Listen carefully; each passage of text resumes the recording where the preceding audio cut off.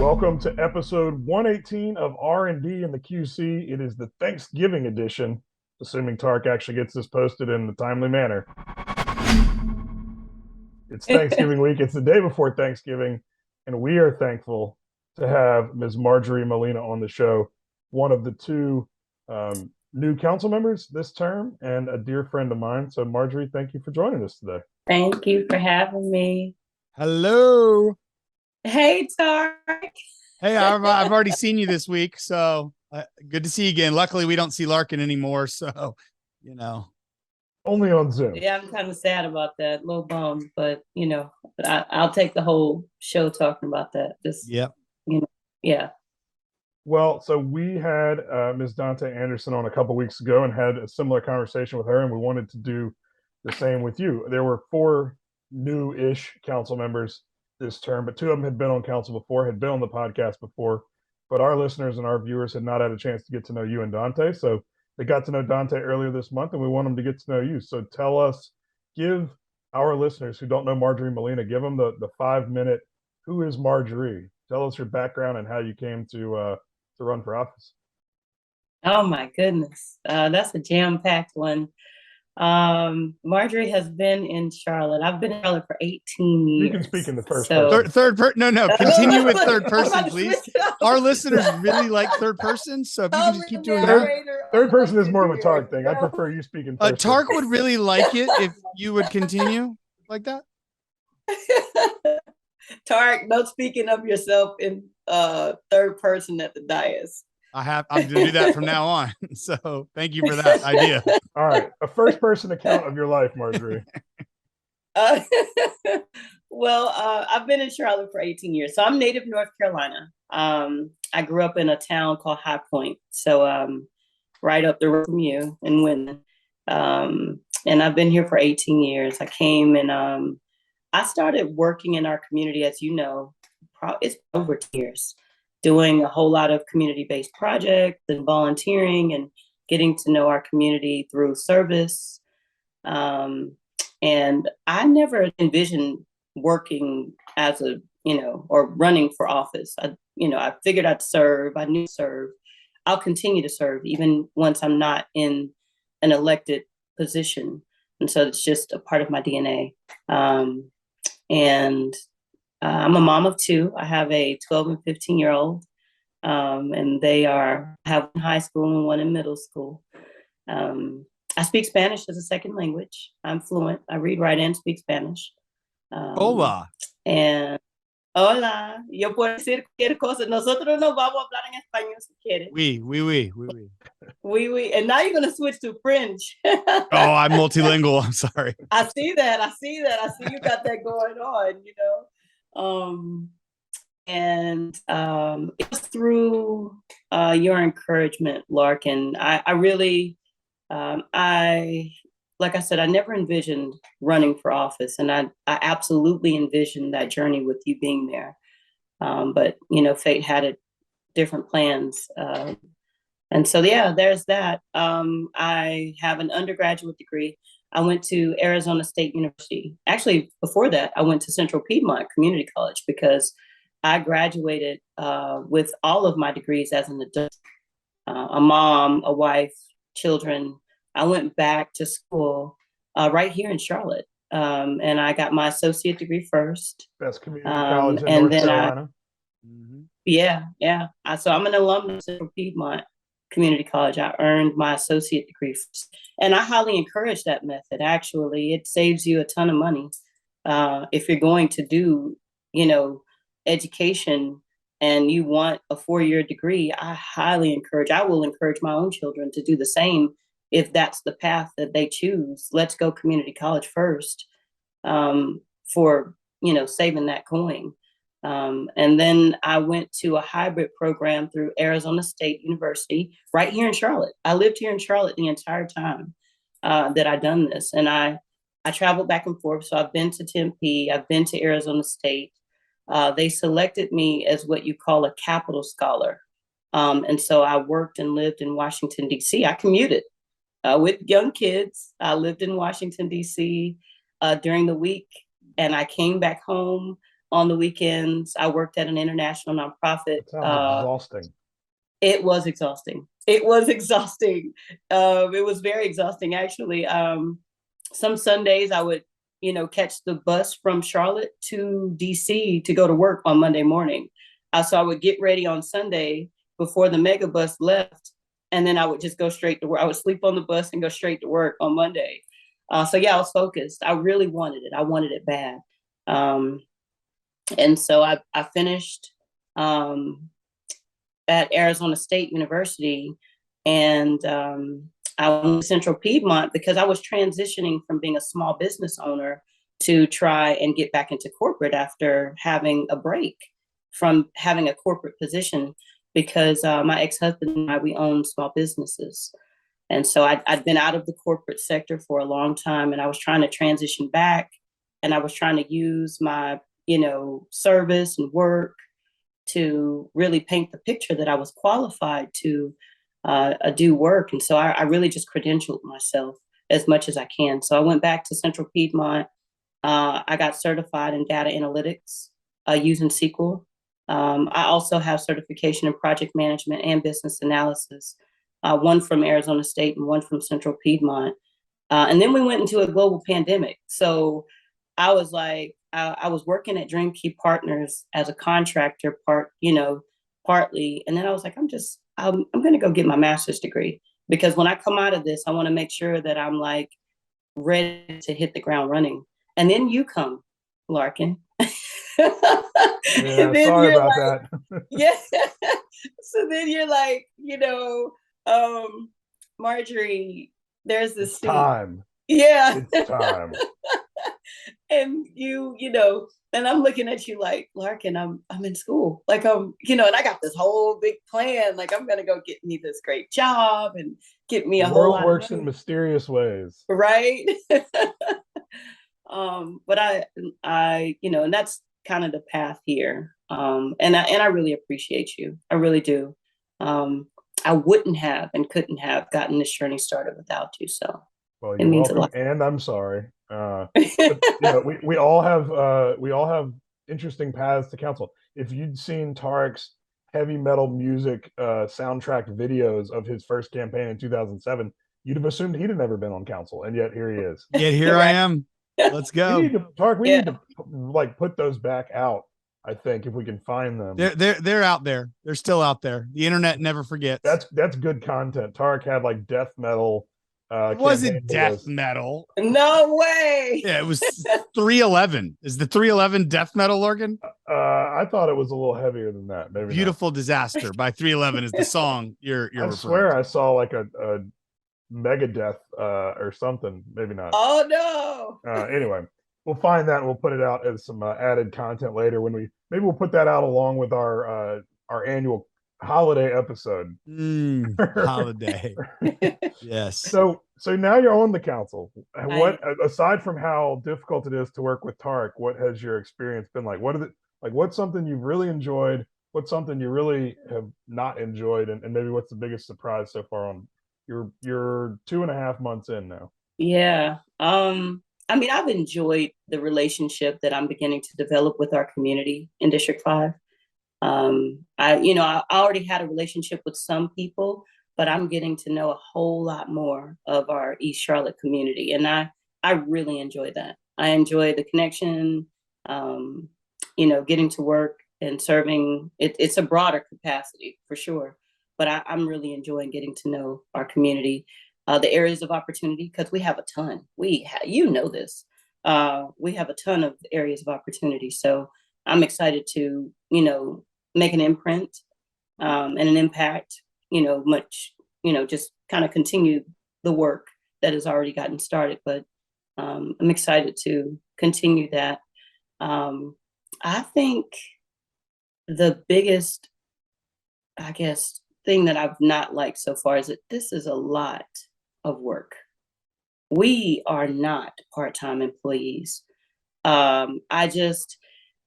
If I had one thing to say in the 10 weeks that I've, been on this council, and especially coming right from the National League of Cities, meeting all of the diversity and how people lead organizations that are similar to our own. Look, and I'm not here to cause a rift or anything, but we're behind the times when it comes to cities that are comparable to the amount of work and expectation that we have as a member of a governing body of our size. I met people who had governing bodies that were similar to ours, and they have more resources at their disposal to serve their constituents. And for us, me and Larken, we share the same person, or me and Tariq, we share the same person. We share one person to get all of our work done. So in between as a staff member at the city, just to clarify for our listeners. Each council member gets a half of a support staff person. We get half of a person, and Tariq and I share the same exact person to do everything that we need to get done. And Tariq, do y'all still have Alana? Nope. Oh, that's good. Well, shout out to Alana. Alana Braxton, he gets Alana all to himself now as Mayor Pro Tem gets their own support. Oh yeah, they get one, and everyone else gets a half. You didn't know that? Oh wow. See, I don't use my staff support person in the way that a lot of other folks do, where, for follow up and stuff like that, it's great for like emails and different things. But I just, I end up doing either most of the things by myself or they don't get done. Yeah. Some people use them to just help keep them organized on track and make sure they don't miss stuff. Some people use them to try to do their job as a council member. Totally. Yeah. Well, I mean, so I'm in my emails, and I am definitely corresponding with the people who I serve directly. A lot of people correspond directly with me. But it stacks up really quickly, to where I have to have her to kind of step in and help me with certain things. You could employ Tariq's technique of just not looking at your email, and then it doesn't stack up. It can't stack up if you don't know it's there. Yeah. It'll stack up on you quick. Like you look and it's like a whole stack of emails that you're swimming through to reach out to various constituents. As far as Tariq knows, he's at inbox 0 right now. Tariq, that's not true, right? Yeah, it's 0. I'm pretty sure. Yeah. So, that's probably been the thing that I think, Charlotte, we have grown. I was so proud of us at the National League of Cities, and I conveyed that to the council in our last meeting. People spoke very highly of Charlotte. And they, were asking me questions that made me proud of our city, and we get to see the things that we need to do more often than not. So we see our areas of opportunity more than other people would. But from the outside looking in, there were a lot of people who just wanted to model what Charlotte had been doing, asking questions about, various parts of our organization and stuff. So I feel like it's time for us to rise. Just be cautious of the NLC Kool-Aid they pass around throughout that thing. Mark and I have been going.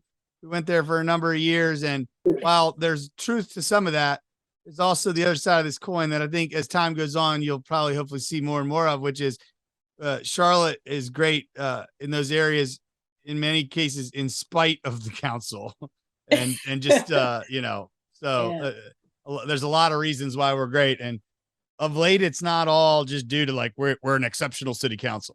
So of the dozens and dozens of subject matters that a council member has to be versed on and has to vote on and handle, what are you finding to be the biggest learning curve for you? Zoning. Yep, zoning. And that's about 40-50% of the work of a city council member. Yeah, zoning. Yeah. Zoning is definitely the heaviest of the lift, for sure. Just because it's a subject matter that you didn't really have any experience with coming in, or just because it's so technical and kind of like nerdy if you haven't been in that industry? Well, I think it's a little of both. You know what I'm saying? Like if you're not a planning or development professional and you come into a zoning meeting, that's foreign language, most of it, and then there's so much of it, and then we don't just deal with our district, we deal with the entire city simultaneously. So, I'm adept with what's going on in District 5, but if something's going on in District 6, I got to find out what Tariq is doing, I think Tariq will agree with me. My best advice for that is lean on Dave Pettin and Allison Craig. They're both awesome. And I don't know. I mean, Park's not nodding or shaking his head, so I don't know if he agrees with me or not. But I mean, I I do. think with those people, anytime I had questions and I called Dave or I called Allison, like their understanding of it. We have such an amazing staff in our planning department, and I think those two are among a bunch of shining stars. But I mean, that to me is what I always recommend to folks is we've got these amazing people leading these departments of the city who have literally done this stuff for 10, 20, 30 years and have, 2 or 3 degrees in that subject matter. And as council members, I think, we bring to the table the perspectives of the community, but we've got to lean on, y'all have got to lean on the staff who are the subject matter experts, use what they can bring you up to speed on and the perspectives they have, inform that with the community perspective, and then make a decision. Because I always felt like, I know Tariq will agree with this, I always felt like there were people at the dais who were trying to play an expert in a subject that none of us are subject matter experts in. And it's like, but wait, we've got 10 people sitting in the audience who know this subject inside and out. Let's ask them instead of us just pretending we're an expert. Yeah. Absolutely. The key is being consistent, right? And in my opinion, in order to be consistent while you're ramping up, the easiest default way is we have staff, and staff creates a staff opinion, and it's either consistent with the plan or it's inconsistent. And then we've got a backdrop of that, which is the community and the leaders there that volunteer in the zoning committee, and they either vote to support or say, no, you shouldn't. And I find as you get further along and more versed in all the nuances of all this, then you can start to see, okay, well, no, that's not right. That's not how policy is. But in the meantime, I find those are the experts. That's their view. The safe bet is to say, I'm going to support those recommendations. And then if you feel the need to not support one of them from a consistency perspective, then you need to go in and point at policy and say, this is why that doesn't make sense. Because at the end of the day, I think you're seeing this in a lot of conversations we have. We're a transactional council. Whatever the topic that comes up, everyone's got an opinion. A bunch of them are way out in left field. And then people say, I like it or I don't like it at a transaction level, when we should be at a policy level defining what we will accept and what we won't. And that level of consistency is really important. If you're not, you can fall into a trap real easy of trying to appease either a developer or a petitioner or a community member or a neighborhood. And that's a real slippery slope. And it could also be, you can fall into the trap of thinking that 10 people who are emailing you repeatedly and are very angry about something represent 1,000 people in your district, which they very rarely do. And so sometimes it is literally the squeaky wheel gets the grease, because you'll get 10 or 12 people who kind of coalesce and say, let's fight this thing, even if this thing is really reasonable. And then when staff says they support it and the zoning committee says they support it and there's no other real big red flags, you're going, well, wait, is it 10 people that are against this, or is it a big percentage of my constituents? So sometimes it's hard to know, because you never hear from people. No one ever emails you hardly to say, unless it's an affordable housing project or something they're really passionate about. Very rarely will you get an email from someone who says, I think this rezoning makes sense here. Yeah. No one bothers to send that email. Yeah. They only send the email if they hate it. And what I found a lot of times was, if you'd have a conversation with that person and you talk through it, sometimes it's just a misunderstanding, because to the point you just made, the average person has never thought about this kind of stuff. And this is 90% of the time is a misunderstanding. And I'm probably being generous. Yeah. And if you just clarify that, oh no, that they couldn't build, a gas station under this plan or whatever, they go, okay, well, someone told me they could. You're like, no, they can't. And they're like, oh, okay, I'm good then. But none of it. I mean, again, we all ran for office and had a huge learning curve on this stuff. People who've never been engaged in public, in government, certainly don't understand it until it's the property next door to their house or at the end of their street. So that is a challenge, and it is probably half of the work you do as a council member. So my advice is just continue to lean on staff, and they don't ever mind getting that phone call and answering those questions, because they want the council to come in as prepared for those meetings as possible, because it makes their life easier too. Yeah. No, I appreciate that. That's good. I'll call Dave. I called him this week because of one of the hearings. I knew it was going to be contentious. I'd already spoken to, the leader from our community, and I knew she was like a HE double hockey sticks no. And so I still got some work to do there to see where we can meet in the middle. And he brought me up to speed. He was really, patient and kind. And so, yeah, it was good. The only And then bad thing I can say leaving, about I'm Dave telling is you. that he cut that beautiful mane of hair he used to have. That Oh, he used to have mullet. long Or hair. has he grown it back out? No, I don't think he has. I don't know. It's a good question. He used to have some like Fabio hair. It was Oh, weird. Yeah, it was not. It was strange. Tariq, So, you what are got your any other final last questions? thoughts? Yeah, final thoughts to us, to the community, to the listeners of how you want them to know you and think of you. Well, I consider, and this may seem cliche. I know everyone says this, but I really mean it. I don't feel like I'm a politician. I don't even feel like I'm a career politician. I feel like service is where my heart is. And so I love our public servants. I highly respect people who serve the public. I think there's something in a human who decides to take the path of public service that's not in everyone else. And that's not to say that we're better. And that's any public service, by the way. That's, our officers, our firefighters, the people who just take the position that they intend to make the community that we live in a better place. I feel like that's a heartfelt energy that I like to be around. And that's why I took this position. That's why I took the path. And my hope is to create an impact for the side of town that I've lived in and raised my children in. I own a home here. I'm invested in this part of town. So it's not just about the notoriety. As you heard from my resume, I'm not here because I need the clout. I got a resume with education and service enough to go and get an amazing job. That was the plan. So it's not like, and I've been a Capital Scholar in public policy. I've been a ambassador for the United Nations. It's not like I'm going to take it and I need it to do something else. It's that I really would like to see an impact in the East Charlotte community. We have an area of opportunity. We have people who've laid a foundation. I know that I come along and I add to that foundation. And I feel like I'll bring a unique perspective, a multi-ethnic, racial, multi-experience perspective that I feel like can add value. So if there is something that I would like people to know, it's that, I'm not afraid of the politics. I've worked on a few political campaigns.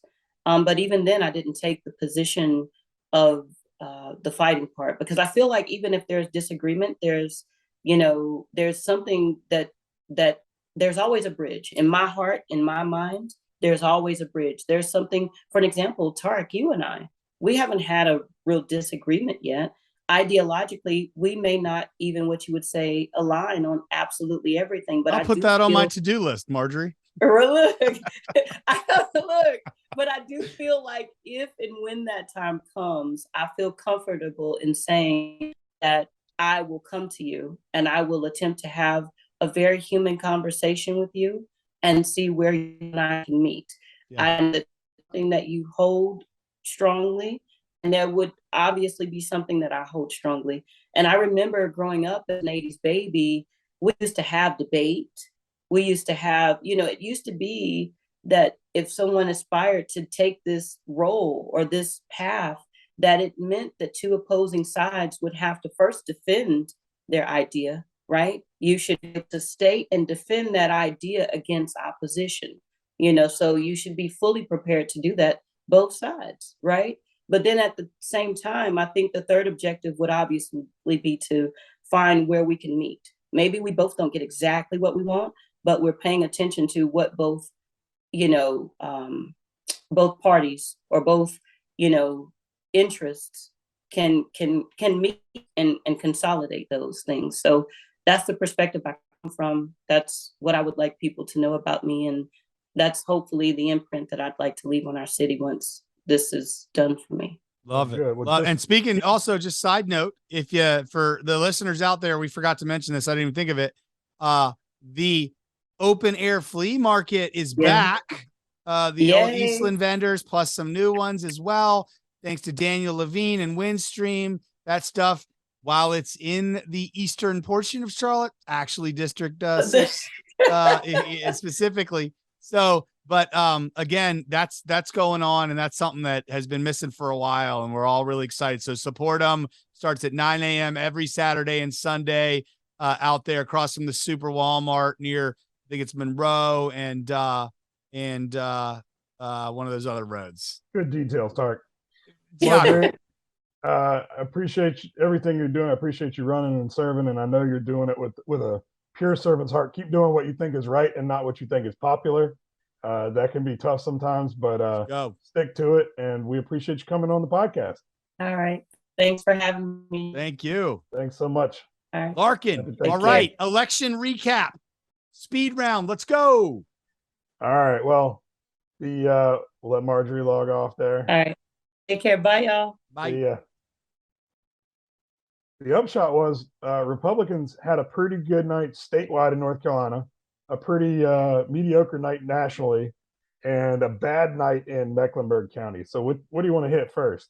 What was the big surprise for you? I mean, I think you and I both expected that Ted Budd would win. He did.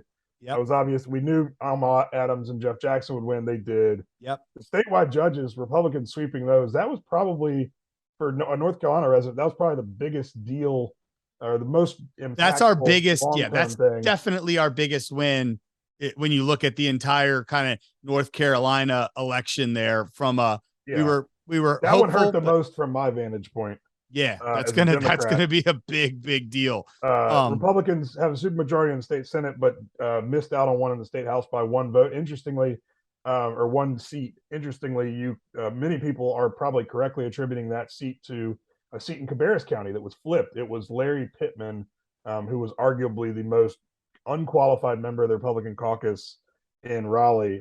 Even some of the Republicans would have agreed with that openly. He was kind of a nut. I don't know much about the Republican who ran to replace him, but a Democrat won by just literally a couple hundred votes. Yeah, and I don't know that I've crossed paths with that Republican a couple times. I came Estravaria or something like that. I don't know him at all. Not making any personal judgments. I've heard secondhand that he might have not been the strongest of candidates. Again, I have no idea. He had to be better than Larry Pittman. Well, but the fact of the matter is, we lost out on a super majority in the General Assembly, by 200 plus votes. That's if you think your vote doesn't count, it can. Does. It can. Mecklenburg continues to have one member of the Republican Party in its delegation. That will once again be John Bradford, who was the only Republican in the delegation last time. Yeah, it sucks. Up in North Mecklenburg. Great for John. Glad to have one, but And yeah, actually, I think for me on the legislative side, the one that I thought was going to be closer than it was, and I'm trying to find the numbers on it. I can't seem to, but Bill Brawley. I thought Bill Brawley race would be closer than it ended up being. Yeah. Well, I can't find the results on that one. Well, anyway, they're somewhere in there. He actually got beat more soundly than I expected him to, particularly because this time he was not running against Rachel Hunt. I mean, Rachel Hunt is obviously a big name. She's got incredible ability to fundraise, and she beat him narrowly the first time and still pretty close the second time. I expected him running against someone who was lesser known than Rachel Hunt to probably fare better. Oh, here it is. And a lot of resources got poured into that race. He lost by 2,000 votes in a race with 38,000 votes. So I mean, it was almost 5-point loss, which I think was maybe unexpected. Matthew Ridenhour was unsuccessful. He was the one Republican I think you and I both thought had a chance on the county commission. I mean, if you're going to talk about what surprised me most of the local races, one would be Sean Strain losing, but both of our side folks losing up there. I wasn't so surprised with what's her name? Because we had another Republican in the unaffiliated race and they split the votes up. We knew from the beginning. Rhonda Cheek. Rhonda, like Rhonda a lot. Surprised because not a surprise because we told early on, we're like, this is going to absolutely take. And that was a five-way race. In a five-way, those are nonpartisan races, so they don't list the party, it's not as clear cut, you know, who's on So the Republican slate or two the Democratic Republicans slate. started, Yeah. siphoning votes from each other. But Matthew was the shocker for me. Like, And that was 5 points as well. Going into election day, hearing what those numbers were for him and hearing that if all the party votes fell to the side and they had split the early vote down, Matthew would have been in a leading spot going into election day when the Republican turnout is highest. And so, I mean, I was really, really surprised by that and really sorry for my friend. Yeah, Matthew's a great guy. I think, but you and I also, I think both, I mean, I know we both like Laura Meyer. I certainly think she's done a good job. I think Matthew might have fared better were he up against someone else, because I think Laura's well liked and has done a good job in the term that she's been there. The school board had the most, was the most tumultuous, and all, let's see, 3 of the 4 incumbents who were running for reelection lost. The one who won, Thelma Byers Bailey, didn't win by much. And then you had 2 seats where you had the incumbent retiring. So you're going to have, I think, a majority of that should be 5 new members on a 9-member board. So you're going to have a majority of that board is going to be brand new. One of the folks who lost, in what I assume is your district, District 5 down there, which was Margaret Marshall, Trent Merchant, had been on the school board before he ran. He was unsuccessful. So you have got a whole lot of new folks coming in. And I don't really know much about some of them. Well, Lisa Klein, we kind of got to know her a little bit. A lot of the mom groups that have had a lot of frustration over the last 3 years really got behind and helped that campaign. And look, I won't critique anyone who serves the public at all. Like, and I'll give that little asterisk there, but I will say I'm very glad. But I'm very glad Trent Merchant is not going on that school board. I don't know Trent well, so I can't speak to that. He spent a solid couple years as a troll on Twitter. Let's just say that. To be fair, so have you, and you're an elected office. Not like that, dude. Not like that. Well, maybe I'll need to follow him on Twitter and see what's going on there. Our good friend, genuinely both a good friend of both of ours, Nancy Carter, dominated the soil and water race. She'll be back. Soil, the water, they're all the winners here today. Barbara Bleiweiss will be back on that as well. She's awesome. All 3 bonds passed, and with more overwhelming support than I've seen historically. Don't 77, forget 77, the fact 74. That even though they passed overwhelmingly, I think it was a 2 or 3 point difference between housing versus the other 2. But that's always the case. No. Yeah. Not always. It's always the case. Housing is always a couple of points behind the other 2 because there are people who are selfish assholes and look at it and go, well, these other 2 will benefit me and the affordable housing one won't, so I'm going to vote against it. No. Well, anyway, I think I personally voted against that. I personally voted against the housing one. Well, you're one of those assholes. No, I'm not. I realize we'd be better off freaking getting one of those t-shirt guns and shooting freaking bills into the community rather than doing what we're doing right now with the money. I'm down for that too. Let's put that on the ballot. Where can you get a t-shirt gun? I think I'll say this point, Larken. We need a t-shirt gun. So like when we had the Red Ventures live episode and a couple of other live, Red Ventures was the best because of the biggest room. If we'd have had a t-shirt cannon, you'd have messed up and shot it at some dude in the front row, and then we'd be sued. Yeah. But listen, here's one thing I'll say to close that part. Nationally, I think Republicans, the theme of we despite having literally every major institution against us, the mainstream media, universities, corporate America, public sector, literally all of it. If you haven't sat and watched Meet the Press, it's something I have done as a tradition for 20 years now. I'm telling you, it is an all-out assault against Republicans every single Sunday. Yet I still watch it, right? But despite all that, we are still picking up ground. Now, put that aside, though. We put up candidates in many scenarios that won a primary and should have won a general, and they were not strong candidates. Our lessons learned there, but I think y'all's lessons learned are you guys had a bit of an uninspiring candidate in Sherry Beasley, in my opinion. And you guys decided to go to these sexy anti-Trump races. I think there's a difference between uninspiring. I think what you're saying is, and I don't necessarily disagree with you, I don't think she is like a flashy, exciting candidate. But as far as inspiring goes, Did you watch the debate? I watched part of it. I didn't watch the whole thing, but I've seen her stump speech plenty. I've seen Bud's stump speech. And to be fair, I don't think Ted Budd was an exciting candidate either. Neither of the candidates in this race were like getting a lot of national attention, partly because they weren't some sort of like weird celebrity. Well, or Ted's strategy wasn't, was like, not to huge be controversy. flashy and out there Right. everywhere. It was to Agreed. run a data-driven campaign. And I think Sherry did not have that.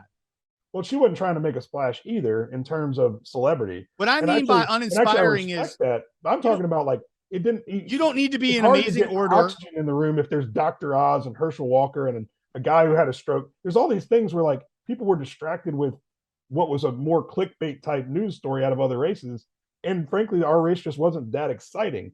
But Sherry Beasley's inspiring in terms of the fact that as how qualified she is and this glass ceiling she'd have been breaking in North Carolina. Qualifications on paper and resumes mean absolutely nothing and to that's me and a really lot of people. depressing.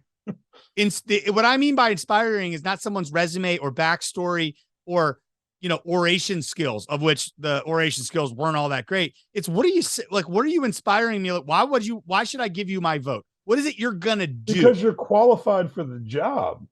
Sorry. Anyone that can fog up a window pane is qualified for any of these jobs, top to bottom right now. No, they're not qualified for it. They have the potential of winning it.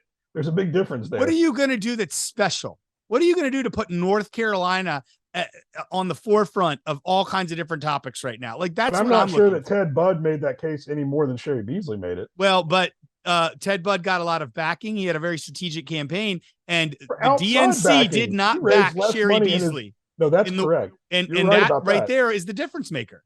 And the national party should be ashamed of how little they helped Sherry Beasley. And I wholeheartedly agree with you on that. But the fact of the matter is Sherry Beasley outraised Ted in terms of like actual donations into her campaign locally. He had a lot more outside money support. Now they both had a ton. Democrats always outraise Republicans at a statewide level like that every single time. It didn't demonstrate that he had more support. It demonstrated that people were pumping more money in from outside, which is a whole nother story. But anyway, I don't think a hillbilly elegy was where you guys decided to invest.